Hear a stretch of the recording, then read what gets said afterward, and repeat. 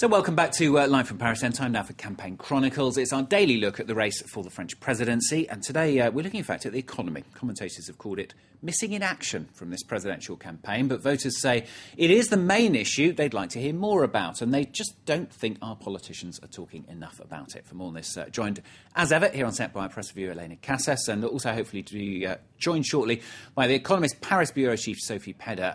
Lena, let's start with you. Economy making headlines today, is it?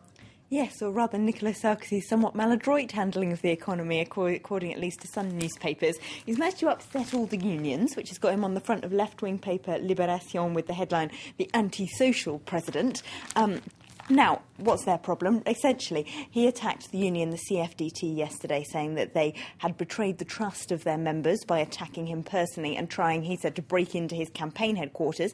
That was because of a protest that they held last week with about 150 people who worked for the steelworks ArcelorMittal. Of course, they were bought up by that multinational, and then they would look like their jobs might be outsourced abroad, and the president has personally helped to try and get them their jobs back. What he's trying to do, essentially, is separate ordinary workers from organised labour, with whom he has a rather fractious relationship. So he's telling the workers, I'm representing you and the unions don't. Now, Les Echos points out today that he did actually start his presidency with quite a good relationship with the unions, but it's deteriorated, at least since the raising of the retirement age in 2010, which he steamrolled through in the face of a lot of union opposition, got lots of demonstrations out onto the street. They even say in today's paper that if he continues like this, we can expect more social unrest from another Sarkozy presidency if we get one.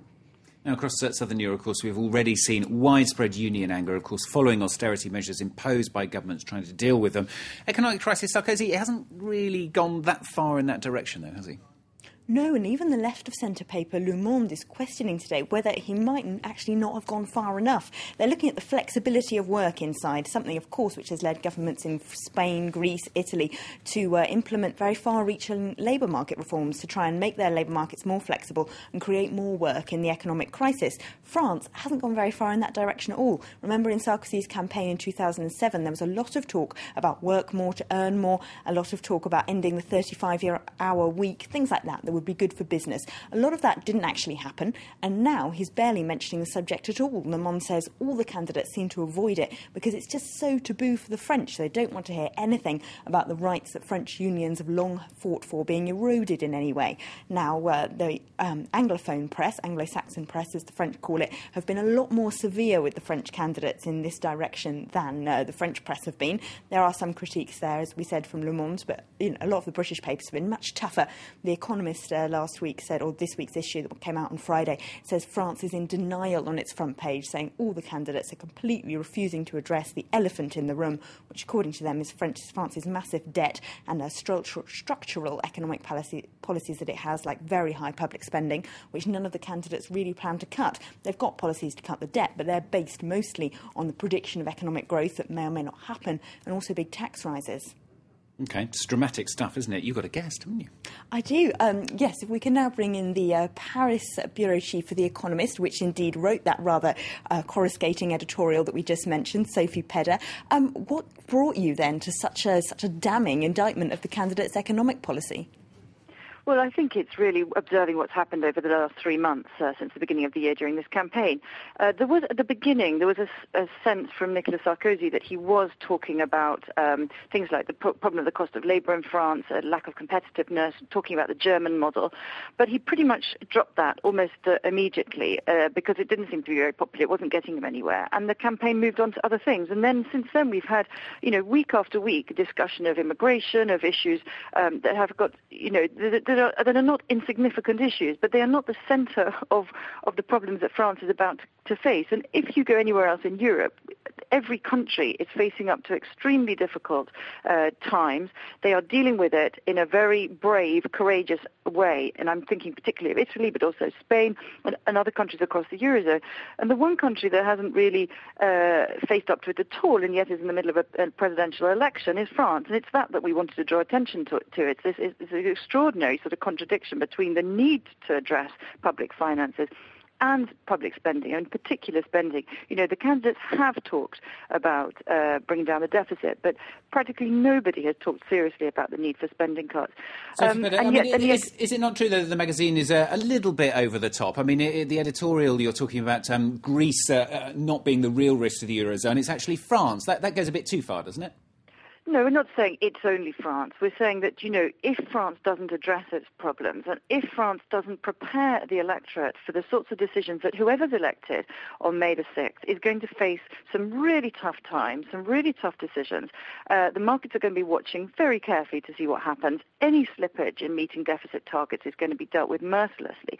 And yet neither of the front-running candidates has actually started to prepare the ground for those sorts of decisions, and that's our reproach. I mean, it's the idea that, you know, the risk you're taking by not talking about these issues now is huge disappointment. Does that mean then that you think the candidates, what they would actually do, the leading candidates as president on the economy, might be quite some distance from what they're saying now? Well, I think there's a big chance that it will be. I mean, this is a huge difficulty because you're having, as a voter, I'm not a French voter, but for a French voter, you're having to make a guess about what part of what the candidate's talking about they really are going to do or put in place, and what part it's just electioneering. And all campaigns have evident, you know, obviously a little bit of that in every political campaign, but in France it's absolutely blatant, this sort of gap between what they're saying and promising and what's going to face them when they're elected. So I think what we're talking about is not just the fact that France is going to face these really tough decisions. It's as you said, that the politicians themselves know this very well. And how bad do you think it's going to get? How bad do you think it's going to get for France, Sophie? Because, I mean, you mentioned there the AAA rating. We've already had one agency stripping France of the AAA rating. Do you think that's just the thin end of the wedge? It depends entirely on the candidates and what they do. You know, they will have a question of weeks or months to make mistakes and not make the right noises. If whoever's elected doesn't do the right thing, the markets will react immediately. And we've seen how fast it can happen. Last summer, if you remember, spreads on French debt moved very, very fast, not on the basis of any particular new information, but on a sense that the government wasn't doing enough to keep to its commitment on deficit reduction. And that can happen. It happened in Italy. It can happen. Markets can change overnight. And, you know, we at the moment, France is okay. But the point is that whoever's elected is going to have to act very, very, in a very determined way to convince markets that they are on top of the issue. And that is something that no one in France is being prepared for. Sophie Pedder, thank you very much. Great to have you with us today. That's Sophie Pedder, who's the Paris bureau chief for The Economist here in Paris. Thank you very much. Thanks to you, Elena, as well. That's today's Campaign Chronicles. More, of course, tomorrow. Catherine Nicholson's got the latest headlines after the break. Stay with us.